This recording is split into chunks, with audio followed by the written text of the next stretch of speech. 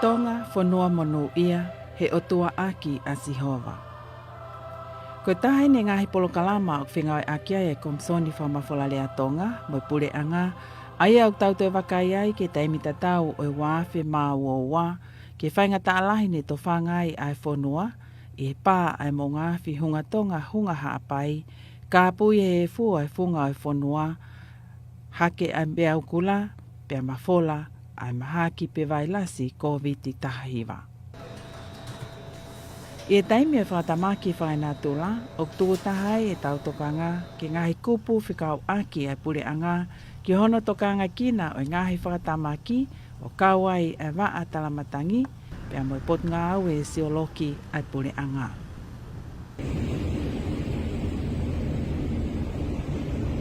Koe pā ai mo ngāwhi Hunga Tonga Hunga haapai, pa mo Hake ai Peau Kula he a tāni ma Sanuali wanoa wā, ne kawia i aho mahu i ngā taha, pa toi whainga taha i whai whatongia, ai ongo pot ngā au e koe ni, ai waa wakai matangi, pea mo waa a sioloki.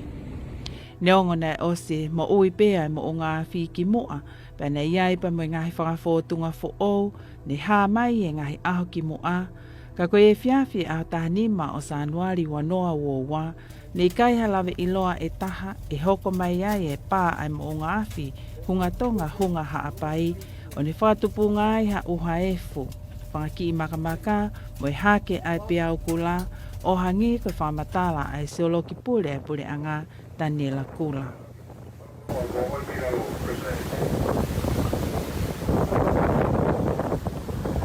E whiawhiko ia a tahanima, koe ahoe nau mālolo he ngā aue. Hiria e mau lere atu ki mō ngāwhiko hunga o wakai kia he whiawhi a tahawha. Koe o pō wakai ki he mapuna koe awhi. Pea nei whoki mai ai whanonga ko ia o wakai be he satellite ko alupe mō ngāwhi ke holoangi. I he aho tahawha, i whiawhi tahawha. Hengi be ko si puri ai FUM satellite. Pea uongo lewa koe aho te umalo le ia. Ka koe ofa koe he whiawhi a tahanima. Koe ku whanonga atu ki kolo ke kumi ki mea tokon. Mahalo koe osi ai o squata menima. Oku keke ha wharekai ai awa. Ko ki wharekai si aina pe hangake ki he Friends Cafe. Oku awa. Ka koe mahalo ko nau tātā puni ia. He longoa mai koe ai. Pāpā koe me mō ngāwhi. Mahino pina pāpā loi lah. Ku hange ko ha kolo ko hangoto tem ko hata hako algo o vainga ake vai o fana ke hangoto o lotonga hina maka o ku natula pehe e papa ko ia he poko ia tai fulola pe ku na ngari ke hepe kana o pepe kwa ngamahen pe ka I taim tatau na o wakai ke langi ku o ku nga unu hake e konga ao hine hina ai ko efu na lana hine hina ia la o pasa ki o lunga pe ko mao ai ko mao pe au pe ke lere ki tahi o wakai na kuaha Peau Kula I hau whakataha mo e konga awa ni. Pea kua koe ki he maka whakamanatu ko ia o e insecte. I mua wafuna. O ku keke wakai ki ha Peau ka ko e te wakai atu koe mo konga a uri ka mata ke alhake me ilalo me mo ngawhi. Ko ni alo ki olunga. mahalo koe osi wahiva me nima. O ku wange me alere koe ka polisi whakataha me alere nimo. O whakatoran ke kakai ke mawahe koe me halatahi. Kana e tokola he whahinga ina o Moimoi au he ku lue koe ki he fakamanatua. E ve tunga fukape. O whaitaa. Pea uia e ka inga koe ke mau aluka ato he aseng koe e whakatokan koe ven ka polisi pea mo nimo. O mau whanonga whakataha i pea uia mo e mea leri koe ka polisi mo nimo he leri koe ki halatahi. Koe whi e wakai pea koe ki he taimi e au mai pea Peau Kula. O ka pau e Hake. Ne ua i pea uia ki halapai pasi au teke au mai pea au. Pea au whakakai tami koe ke whok mai au ki ofisi. Whok mai pe he halapai pasi. O ku kamata whakalaka hake mo i konga au ia au i halamau whanga. Mahal ostolfa ia pe koe. Ostolfa me nima. O au mai pe koe ki hala ki smolo. O si kamata ke line iua e alwe koe ki evacuate. Mahalo ko e tau kuata e koe ki hono. O si ngangana ifo e aifu. O si kone puria pe konga au uri. Puria la a. Time no pe mi ai ngangana e. Aifu. Ai koe tau kuata e koe ki hono. O mau whai whanonga mai pe he kiu lein tolu. O toki au mai ki ofisi ni mahalo mi hoko fitu. Ka koe kiu he lahi koe mea re nau. Whenga mai ki au mai ki Latu whanua. Kua mai ki ofisi ni koe kau ngā we mana nau toko whalu. Ihen. Koe kau ngā si whina nau toko tolu. Koe toko tolu whai whine pe. Koe tim vai iena nau sifi koe he aho ia. Koe amanaki koe kuo nonga e mo ngāwhi. Nau hanga pe o whakamatala mai ngai ngaina nau whai koe, lo tonga koe. E hako koe e mo ngāwhi. Mo ngai whakatokanga. Pe nei pe mo mau ngai se o loke. Ne toko whānei na nau o maimuna atole he hoko koe e ngahi pāpā o tokon ki he ngāwe. Pea toki au mate uhi lahe pōko ia. Kero ki te aha mau ngai whai hen. Ka mau ngā unu lewa ki he office koe nimo. Ko ngā mo uia na uhi la. Mo sia ko ha mo te ngai ke he lava tokoni. Ki mea konu hoko. O lava nge pe pare mia. Pea mo tokoni pare mia. Mo si o koe meiteki. Mo tare kita ni mo ne kau ngawe. O whai pe hono whakataha i mo tala ngai mea koe ki whakahauko. Ai koe metina na uri po telefoni angi pe pōko ia. Ospe koe ia mau. Mātu koe pe o tak tā whai ni ngawe. Ala te kau ngai se loki o kau e tokoni tuwhawai. I he pōko ia koe disaster relief ia.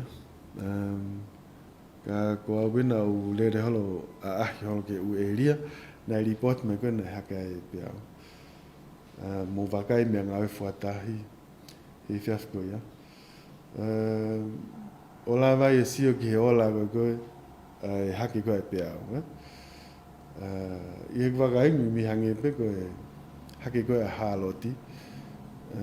Ka mahina pe i he haki koe e piao koe nina lahengi eria na e haki e piao. Ko e whai mea kane make he, ko e fu ko he pōko ia. Hange ha a wha e fu. He kui kei ke tōpea e fu he ne tōno molo, ka kuhawiri. Kuhawiri pe ia hange koe time ko hawa e koe saikolone.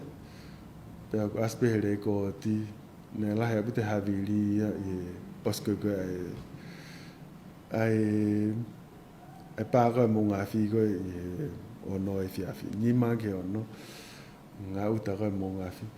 O ai pe mo ripoti me koe me hihifo, e hake pe au ke ai.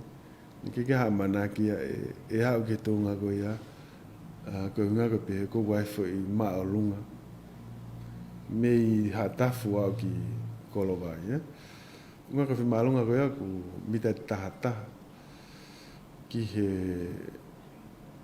ki tahaval na hake pe au pa kwa ki mita wani ma fi kongono o hatafu aya ka na manaki pe ko pe au kula mita ua tolu fa ain ko na au ki anu ko fa ka ku mahino go he to kia vakayat ki ai go oktu en hel fare lo to hala mo ulo niu lo ka u kolos me ka hala go faka hi fo ke ta fa ko ki tai to afa na ku le rat me hala mo ku fra fo pe I ne au pe he ai pe au kula ok mahina mai pe ko I vi la ya putu na tu wange mai me mo ngafi au tonu ki he ngai area ko na haukai pe au kula e line sopu ai fola hi ko ai maka fo so a ko lo to hala pe mo te au ki ka hala ko ki mu ai a ko manatu e ke ivi mo malo hi ko ai pe au kula I foi fef pe ko ya ko te foi havili ko na ne o mai ko e fu fe tuku ta kai ho ko foi me e taha ku ke te ngalo ko e ku fononga halo he po ko a po ai alfa ta pe mo e fu hange ni to I foi fai va pe ko foi game video ai tau ko e fu ko to mata to kia o ngai report ke he ia ki he kakai na nau he ka pe mui he ngai me alele he time ko na fa hola ai ko tu pe na si fa ngata ia ngi fa hinga ko ia lo to ngai hola pe ka pa na wa ki hala lo pare ko na report mai ko ngai pausa na a fe te ngai me alele na to la na ka he ka I mui veni na nau si futa makia pe tinga ke mana valere ko me ia na faka fu ki a te au I poco ya mo ko faka kau ko faka sioloki ko ngai me ko ni na lau pe u textbook si ngai documentary ngai video whakasai nispe ki ngai whakatama ki mo ngafi. Mo ngai mea pēku te whakakau pēku te whakaata ki a te kita e mahino e whakatama ki ka pau e hoko I tonga ai ko e taumu ai mau oko ako seoloki ki a ngai whakatama ki e lawa hoko ngai ke kau e mo ngafi ia mo e fu I he te whakakau e hoko na te lawa pēo sio ka pau e hoko ka whangata ape ke te sio e hoko ko teke te wakai ki a mea pehe. Ka koe pōko I au toki kakato e ako seoloki I he te au sia. Pea ko tui ko wako me kaungai e seoloki, ko tui wako me kakai whanua ki he mahu inga e whataungia whakaseoloki. Mahu inga e whataungia whakawharei. Wharei ki he whakatamaki whakaseoloki. Ko e ngau e tū maa ue kutonu ke whakahoko. Pea o kutonu ke wakai I he taim ko taulanga whanua ai.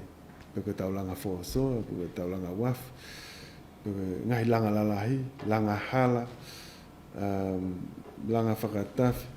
Ko pau ki whakakau e uesia whakaseoloki, whakatamak whakaseoloki. I hono tisaini whaunga ngahi langa pehe. Kai o kai ko langa pe ko ki he afa kai langa ki he hake pe au ke malo se unga ngahi makatu unga pe ko ngahi whakava e ko langa la lahi ko toa pe Neonga nei hoko mai e whakatamaki o tau lolotonga whanonga mai e whaita ua wha o kwanga maheni pe a ngopot ngā weni ai mau e nau palani mo ngā ue e taimi ko toa pe koe mateu ki a whakatamaki e hoko mai.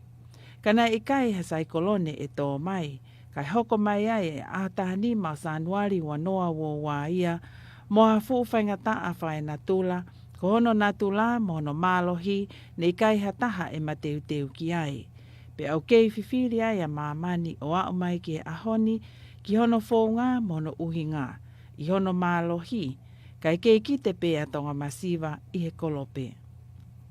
Nei tala noa ai tare ki ta wa kai matangi ai pure anga o whanunu. Ka o maa o fisa ma o lunga e pot ngai wa kai matangi ai pure anga ko Jerusalem ma vite ki whaingata ane hoko lolotonga e ne whakahoko whatongia i ahotahanima o Sanuali wanoa woa. O kai whakahato ki vela whakeni a Hunga Tonga, mo Hunga Hapai, ke koutui i he ngahi taimi koeni na ngawe au he whamatala ia, tau e wanima koeni ko hirianga, koutui pe uosi. Tua tolo pe mahape tua whaa vela a Hunga he whai lolotonga he whai taimi koeni. Pea wanga maheni pe ia he ngawe ilo oku mo'ui pe a Hunga pe a hoko pe ngahi mea. O me koe ki he oske ula koe ke Sanuali pe longo rewa e maunga awhi ia. Pe ne o talaki pe he sioloki ko moho e maunga awhi he teimi koe i. Pea ko mana tu i koe a whalaite a taha koe o Sanuali. Pongi koe ia tem koe na tau hao e koe ke ngā wei no ka alofani. Ko te pe waha fitu pongpongi ki he hiwa pongpongi. Na iei e whainga nanamu pe koe alah. Ke hea he a hanga ko to te namu e hanga o namu kere nei pe ko na namu ko salfa sulifa kasa ko ia pene ko ki mau tau he whamatala ea ne ke mau whakau kau matore pe ko ha ko ai o hinga mea ko ni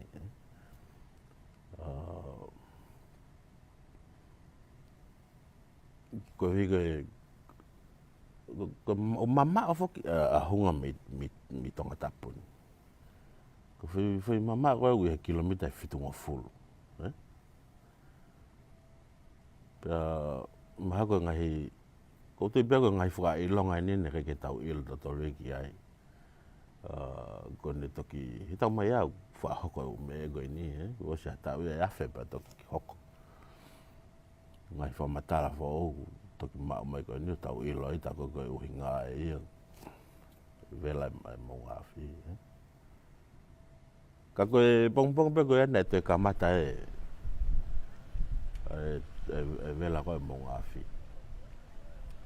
pe kamata ke ase ngai fa i longa o ko me u hoko ita hu amo mama ta hi time no o mai me ngai misi me lo to taulanga vilo ko etahi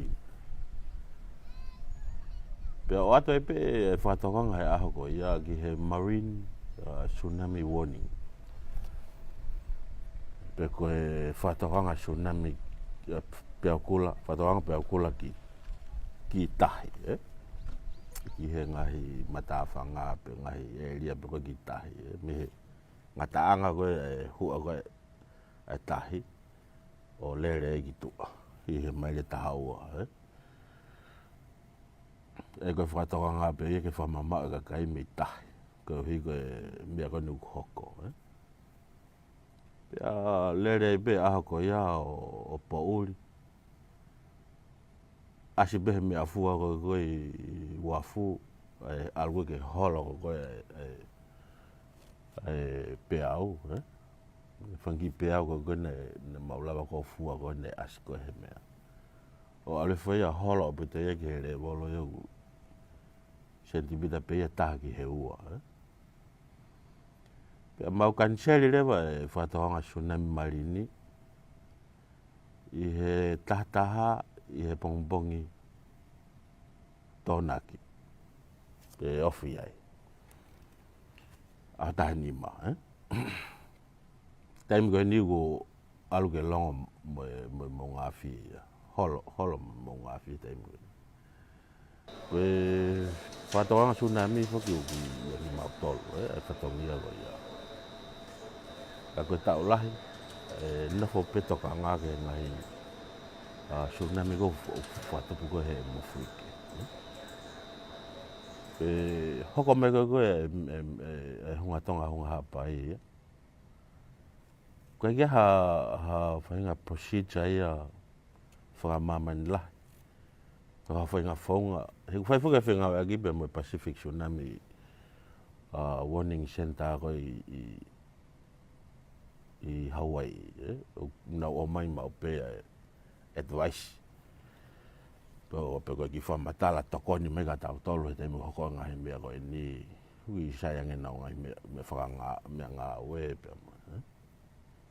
Koe kei ha whaunga ngā ue ki ha tsunami e whatopu e ha Peau Kula. Mahala koe uhinga pe koe tikei peke hoko ia i ho tau taimi pe koe historia koe ni ofi mega ki tau tolu ha tau e whiha. Koe ngahi mea pe tātai taha ne hoko ne hanga pe o whongi pe ki tau tolu. Koe ne pehe pe. Aia ne koe mea koe ne hoko ne whai aki pe whakaukau le rei taha pe mo e ongo koe ne. Uraki pe ko o si ilo pe ki mautolu ko hunga ko submerged volcano. Ke mo ngafi o ku ilalo e kirista. O koe ki aski o lunga. Pia ko taimi ko o ku pā pe hea. Uke ki whenga ta e ke te sioloto atu. E te ne ue e tahi. Ia koe wawe taha pe maunga ue nei whai. Koe tuai pe koe hoko koe mea, whakahoko ke ongo tama koe. Pia hoko atu lewa na wahano talaki koe whatokanga Peau Kula whakawawe ke kotoa o tu tongani. Nei ilo tope ia he minite ua me he pā ko koe mo ngā whi tuku a te ngai whamatala koe ia.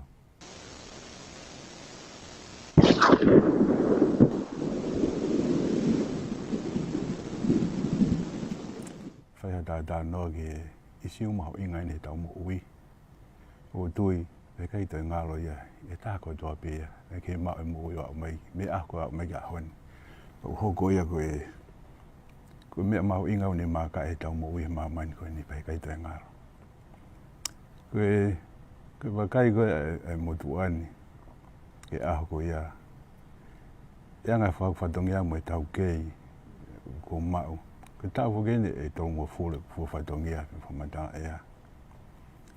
Koe ahana e kehe. Ahana e kehe au pito. Ui ngā pe ia, whatatau hanga lau kena whai o whae. E mau whakawhatongia, biai be ngai tūtuni ngā ue. E mau whakawhatongia anga maheni pe ia. Ai a whaa. Koe whangi mo fui ke, me lahi taha fuke, e mea ufune whatupu me tau tsunami, ko mea fuena mau hu taha kai ma toka ngā i he taimi mo he taimi koe toape. Ka koe koe ni ahoi na ke. Ai koa pa mo e tō taha ko stamipa, paea. Ko stamipa i he ta whakea koe fokasi, na tole koe na uposese e wha koe whamatara. Ko au ia ki tā whākua ki uniti koe, mau tolu whai hono observation koe, tānaka ngai u whamatala aweka ki nau tolu.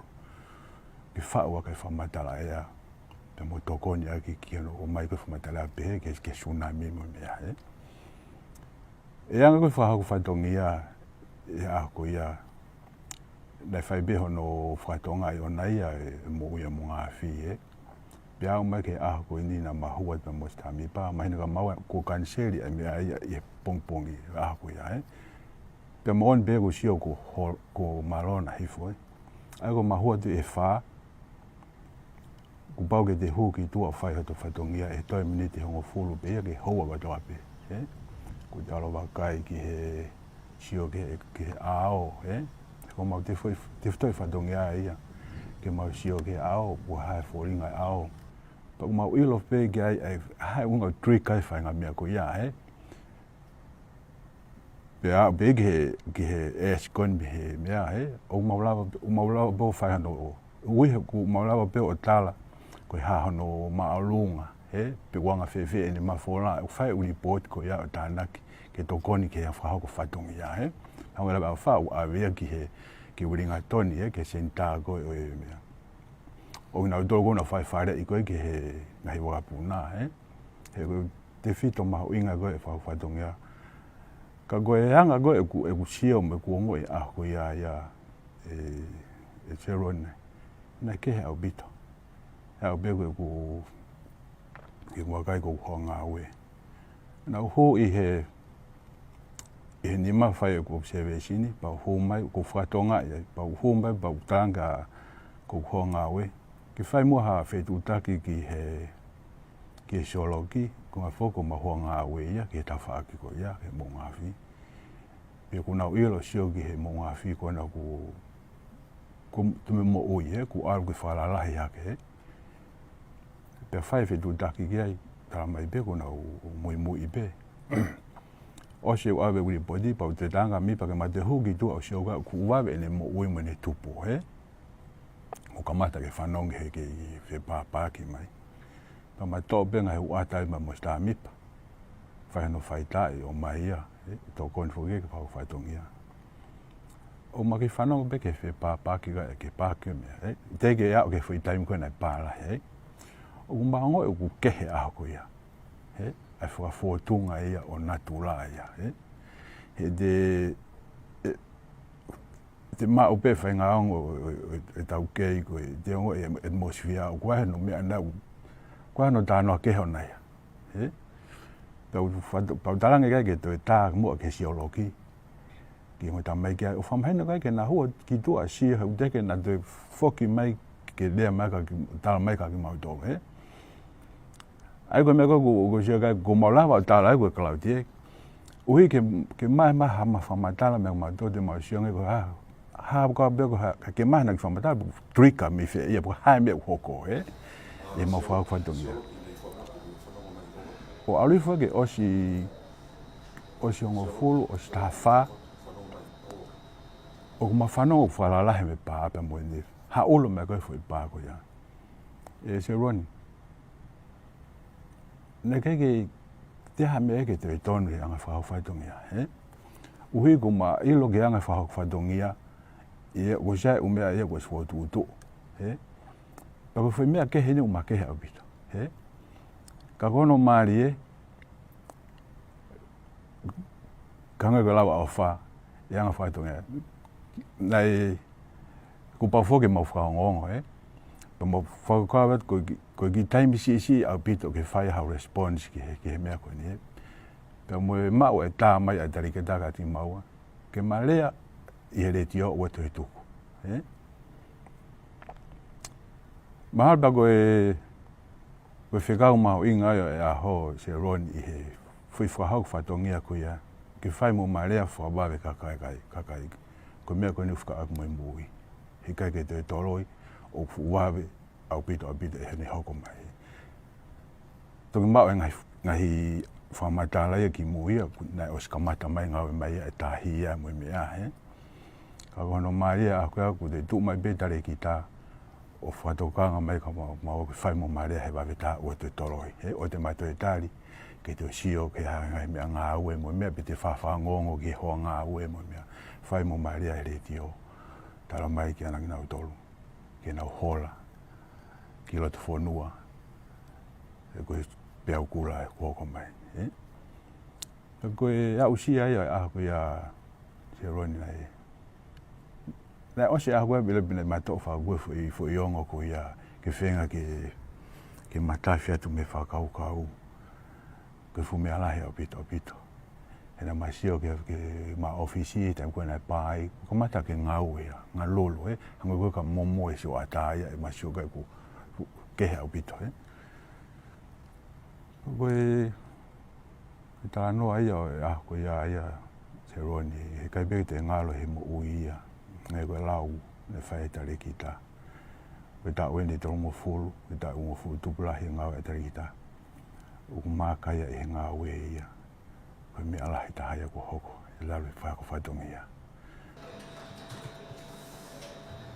Ok mahino me vahe ai kau matao tao e ongo potu ngā weni ai tuunga lawe angofua mo lawe iri o kuiai a ho tau whanua me ngahi mo unga awhi. Pea neongo o tātu o taha a ene hoko o hange ko ia ne mātā tonu e kakai o whanua e aho taha nima o Sanuali ua noa ua. I taimi o kuhoko whatuupa ke mai ai ai whatamaki, i kaiha taimi lahi mo whiunga ke mateu te wai a kakai o whanua o ta tau pepa mo ongo pot ngā weni. Mahu inga foki ai whaitu utu uni, whakatau taha ai ngahi whamiri, ke malo mo i hao ai mo ui o me mipa o ha whamiri. Tau te whito ke taimi o kumotu hi ai ai whetu utaki, mo i ngahi mau angatala. Pe i taimi pehe ni, o mahu inga a hono siofi mo i tau whakatoka ngai, ai ngahi whakailonga o kutuku mai e na tula ki mo ai e tō mai ai whakatamaki. Ko kaua he toi koni he tau Moimoi ke ngahi natural science. Ko tui peka pai e te hoko mai mea koni ha taimi. Ko fu i alaha koni ko na namu mai koni a suri wha he pongpong ko a ta wha ko iloi ko mea to tonu ia ko whakatokanga ia. Nei o mai be na tula. Ko koe me e ko te hoko. Ko ku kai whake whae au siya whaki ia. Ko whita whaka koe ki he ngai whae ilonga whae na tula pe ko natural science. O ko tui apu tau ki ai. Ne pehe pe mo kukuri aku i api. Ko whangai whae tapu. Na whaki mea he ngāu ko he mo ngāwhi. Ose aho e ono. O te ke whakange kuri i ki api. Nā toki mau e koe mau ki ngoa maturi mataki e wane aole kuri i ki ai. E toki mau me e mi ai. Ka kukulau ko whenga mea pen e reporti mai me kakai ko niwa top tapu o teim nei hoko ai tsunami ai. Ai hola ko whanga monu manu. Mana tu e ai taimi hange ko me kon nei hoko. E ai taimi he ke ngāu e kato me kon ko mau ngāu mato ki ai.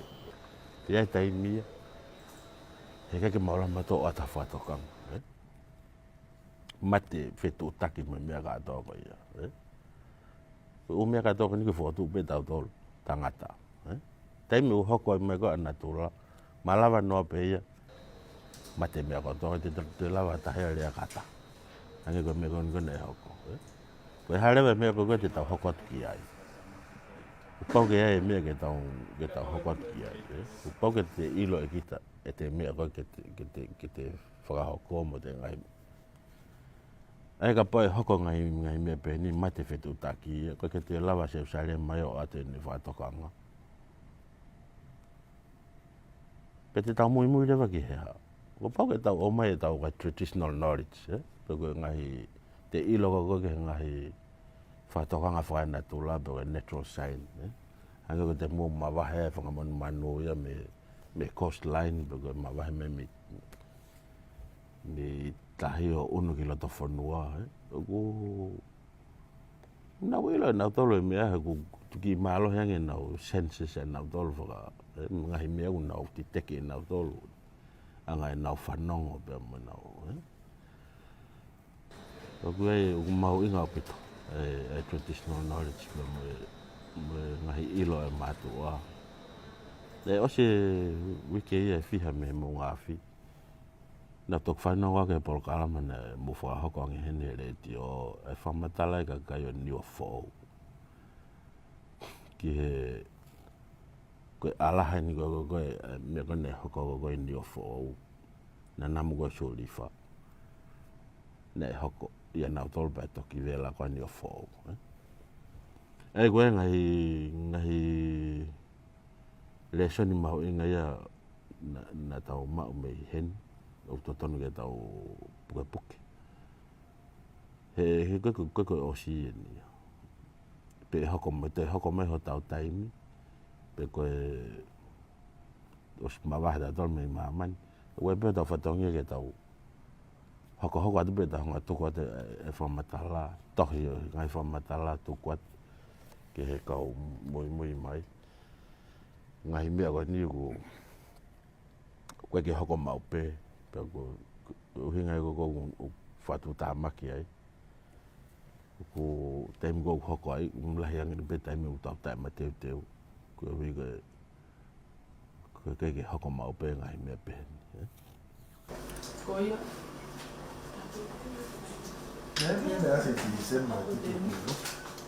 Koe ta whaaki koe ki he manawasi i he whai mau menit koe ia. Nau lawe i pe o ku nei lahi apito ai manawasi. I he taim koe nei hoko ai. Nei au pe ke mau kau ngā aue i he pōko ia. Kia nau tolu koe nei fofo ke ngā aue, mono ki ako i koe ki nau tolu. Nei pe ki puputu, ka na e mahino pe nau mate aki koe nau whatongia, mo ilo koe nau mea koe ke whai. Nei tonu pe e nau whakako whatongia koe e whiaf koe ia. Ka koe kia mautolu koe matua tuange, nei mahino pe ka mautolu na tula ngā aue. Neongo o ku tautoki ausi ai e fu, ka koe kau pia kono whakakato e mau ako, ka koe mahina nei e mau tolu na ke hapu putu. Koe tawha koe ke Peau Kula, o ku ia e whai ere menitia o hange ku tau kia te au. Hange nea whakakoloa. Ku whakakakato mai a ilo, i he te sio tonu. Pea malawa lewe mi he whakakato koe e ilo, ke toi tonu ange te wharei, ki ngai whakatamak peheni. Ai ku whakakoloa, wai ni ta whakakoloa, ai mea kona hoko, kia te au, moe kau ngāwe koe vaseoloki, moe pure anga whakalukufua, ki palani tō mua, ki ha toi mea e toi hoko mai. Ai koe tānaki ne ke ilo koe ai pure anga. Pea moe kausioloki, ke lava te tonu angi tau ngā ue koe ki toka teu ka whatamaki. Koe te whakakoloa ai. Pea i taim tatau o whakakoloa ke mau e ilo, ke whai a ki hono whare i kakai, ki taim tairiri. Koe mea tako wako koe me he hoko e mo ngā awhi, ne lahi apito e ka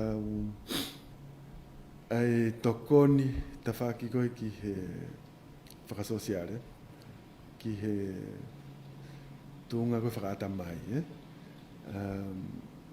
E ne lahi apito e puputu mo e wesia i kakai toko la. Pa ne lahi tokoni e ngahi hoa ngāwe, ki hono whakasisi ai ngahi stress koe ia.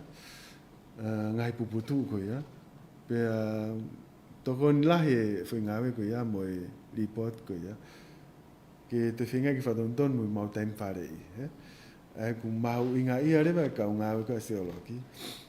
Koe nau taim wharei, koe taim mau inga ia, koe ngā ki whakasisi e puputu.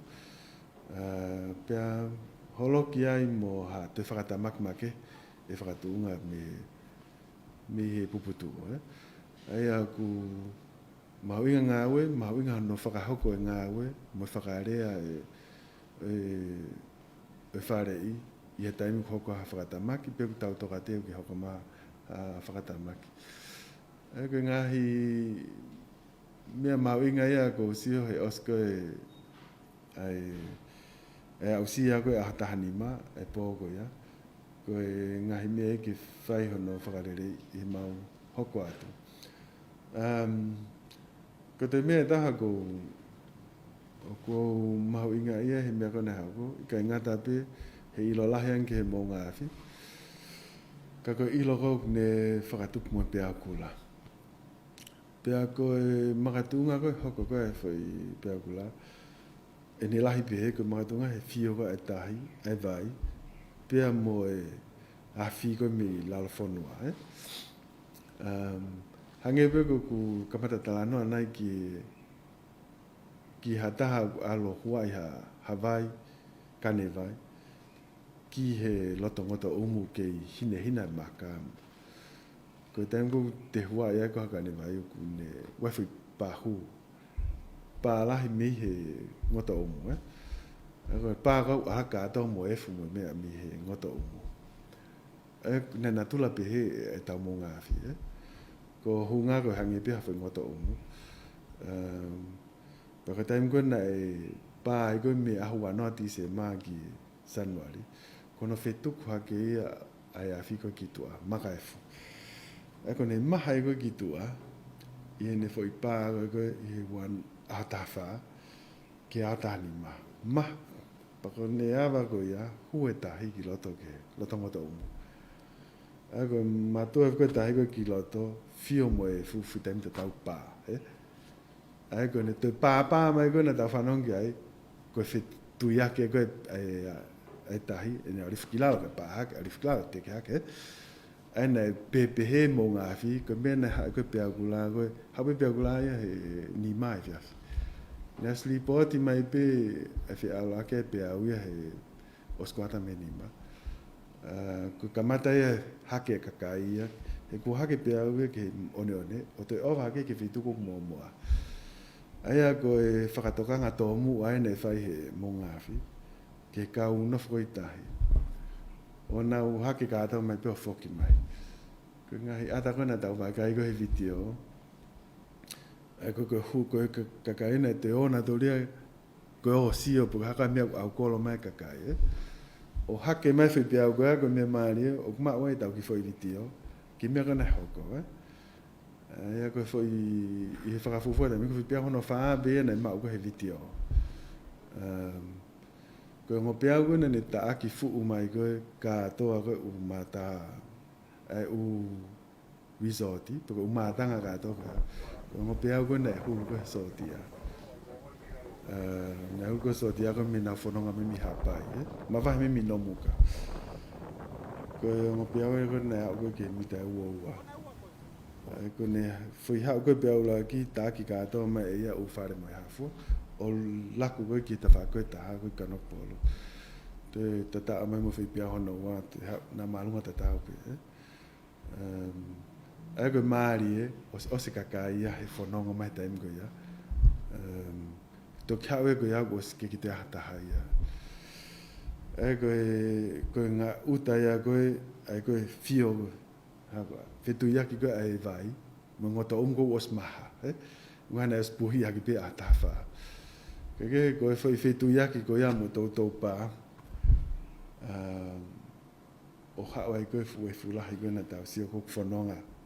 Takatakai mi au koe ke kilomita e mi tolunge au. E ne mafola koe tau potahi. Keke koe whai le son make he koe na e ako ia.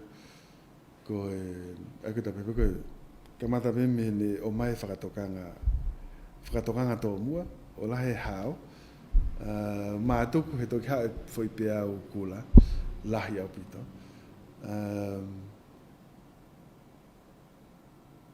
Pea mo ako e whoi mea whakaawasi, nei maho inga koe ka au koe pōko ia. Ko he ngai whakatotolo koe ki muini mai, Ko whi ata koe nei mau koe sotia, Whi ata koe nei mau sotia na ne o mea kia te au, Ai makatunga koe uhinga whiria koe Peau Kula, Ne talpe tupu hake mo e wakai ki he Peau Kula e ne whakaasi he tohi telefoni. Peo ke iaha tohi telefoni he taimin. Kana kamata kulau ko e Peau Kula ki lau tohi pe ki ngai mea whakatoka ngai pesi enga koe toi telefoni. I ne tupe he, mahina rewa ka te au ko e Peau Kula ko e whakatamaki pe ia kua maheni ki tongani. He kuia e whakatoka nga ki ai, i he tau pesi. Pea te tānak me ki ai mo e talanoa pe whangakui, ki taimina ne uinga ki ai ai hola ki Tonga Fonua, ki mua ia i hona au taimi. Taimi ko te ke whaare ki tautoro. I nanga maheni mo ia ere atonga ki ai, nau whiwhiria taimi lahi koe hai unga Peau Kula. Pea nei whakaukau ko Peau Kula, ko whakauhinga ia o e toto, pe ko mate. Pea nei pehe ko taimi kuna Hake Peau Kula ko niwa toputapu. Ko whakamatara nau mau mi ai ko pehe ko hangeha fuhorisi uri. Ai hao koe Peau e ne whetuku mai akau mo veve mo hafua e ne au mako ki Tonga Fonua. Ai pa nau no whakawinga i peanga whewhe hono whakarea ko Peau Kula. Ka pau ko Peau uri e hao ai mo akau mo hafua. Pa nei teipi ke whi maari ke uhinga ko Peau Kula. Pea toki mao e vitio nei o mai me he sotia, e nau whanonga mai koe me i no muka koe ki tonga tapuni. I taimi koe nei pāi koe mo ngafi. Ne hulu lele ai taimi koe nei whanonga e fu koe he ao. Kai whanonga ngofo i Peau lalahi i tahi. Mahalo pe koe ni aloni ke hoko koe ao, no? I e kamata koe ke whakapuripuri la a koe i he foi e fu. Ni o mai whekuelo lani Polokalama. Ako huelo Polokalama ko ia ni o pika apu ia i he oku whakaata ia i he Peau, i he ngofo i Peau. Pahangi una lani Polokalama. Ai toki tau lewa ka te hau ai uhinga koe nei uia he kakaitonga ai Peau la lahi pehe ko Peau Kula. Pako e mea ia ko kau ia mea ko e keke toi ngalo ai foi event koe ni, peke foi whakatamak whakaseoloki koe ni. Ko ilo e tupuanga e foi rea Peau Kula, foi rea tonga koe ia. Pea moe mahino, koe anga maheni pe mo ngā whia. Ke whakatup mea haefu. Toi kau ki ai mo e whakawhiawa naki koe ke mo uile rei koe a kere. Me e tāna whiwhiri mau peki ai. Hono tala noa i koe kere mo ui koe a tongani. Mo ne kere Polokalama. Te mahino koe mo unga awhi. I he whakaratolo whakaseoloki. Na e kei whiwhiri mo whakaseoloki e pe wanga whewhe ai mau e kere le rei a tongani. Mi mo unga awhi. E keke ha mo unga awhi e ofi mai ki tongani. Ke ot motu kon ko hango tonga tapu. Tonga tapu mo e ua. O tok mahi noini, tak maalanga pe mo ngā whia o mei kristahi, o puhi mai e fu, o whakainasi ake tau whanki motu ake kere mo ui, mo kere rei, ospa te puri pe ki lalo kristahi. Pea ikai ngā tai, o koe ko mo ngā whia o kulahe o mo ngā whi, i ho tau area, i ho tau potahi. Pea kou tui e hoko atu pe hono whawhanga mai e kere rei, me mo ngā whi, i he kahau. Ke whakainasi aki a ngahi o tumotu tonga. I he ngahi koloa ngouwe ko tau lava o huat ki muri. Pea tau tupu hake pe mo i loi. O piki aha fua ngouwe ia te mak. E toi tatau angi mo fua ngouwe ko i tongani. E tau pehi vanila ko e ufi ko me reni mo hea fua. O ku me rie makehe ange pe ngahi fua ia whanua. E wat ko me tongani. Koe makatu ngā pe me he sai koe ai kere. Koe whakatu me mo ngā whi. Ai koe tarupoke osi ai mo ngā whi. Lere mai ke pao mai ke roro tonga ni foki.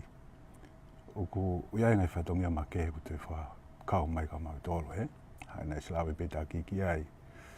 e mau tau te whito e taimi ala tā maki e mea. O mau atu pēia e social media e. Ke whamahina ke kakai o kai ko mo ngā whito te whito hoko e mana mo mea e. Ko ngai whatongia ke he utānaki mai ke ala ma whatongia atu. Ke whawhie male pe ke kakai e. Ke taha ia isi urahi tai mine mau tari te whoni. Hono tari e. Wabeu te whanonga o utangi kaure ka mo ia. Hano whenga ke whana ana ki nau toru e. Ko ngā peo ia. Ko nau manatu ke mea nei hoko e. Umahina te tata ke na moi monu manua o ke vale mea o kaita ngaro he nau mo ui he. Ko tāno ia taha ko ia he te sio ke he tāno e kakai. E tāno mau apia mau toru. Ana sio ke mau whanga kuri ko e nau hora e. Na ni whatonga e na nau hora kume mea o hūgia e. Pea ospo e pāmua whik na sio o nau wha holo mai o whoke mai e. Sio o kake ta ngalo ia he mea mo ui ko toa pe ia. I he taimi ko ia mea ko ia e. Wa ke anga ko lau ke ma o ke whanau e. O kuna utangi pe taimi ko toa pe upa e mana e. O whaaba mai wha e ke whai mo haria wha whee maari me mo ne wha whee maari ke ne ki tamasi i. Mitane ko utara mai me wha matala ia. Ko mana pe o koe mo ngā whia e. Koe taha whuki ngāhi pōre o whihanga ngai pa mai o ngopot ngā weni ngāhi whakatamaki lalahi. Hange koe ne hoko he a taha ni ma Sanuali wa noa ua wā. Koe tu unga uki aia ngahi mea ngā aue ke whakahoko ake a whatongia. Tau te whito ki moa pēr toki hoko mai ai whaingata a ke lava whai hatoka tewa e whonua. Ka neonga ngahi pōre o whatongia o tau Monu'ia o tau mao hakakai o whuaki e nau mo ui ma ai lelei mo e malu ai whonua i e taimi o e whaingata a. Aia o kuhange eni ko e kau ngā oe ai o ngopotu ngā weni. E tai mo ai whoki ai minista o e pot ngā weni mo e kau ofisa ngā oe koia ma tau i e tapaaki o i seoloki kau maa ai waawakai matangi ai pureanga pia peheki he ngahi ngā oe kotoa pe o whikau aki pia mo e whaingata ana e hoko. Koe taimi o kutoa mai ai e tau wha, o kuhoko e naurea, koe whakanonga ki e kakai o e whonua. Whamalo ai peke e kparemia, kau maa e kabineti, i ngahi whingau e aki kutoa pe, mo komsoni whamafola lea tonga, kau maa ai ngahi kupu whikau aki, ke tau wakai ai ke taimi tatau o e wanoa uowa, mo ngahi whaingataa ni to whangai ai whonua. Kai whawhetai, o kumalupe a tonga, i ofa ai otua. Whamalo atu ke mō mea mai, whawhi i atu ke mō toi mea mai pe i e taimi tatau a pongpongi. Ka mō mea.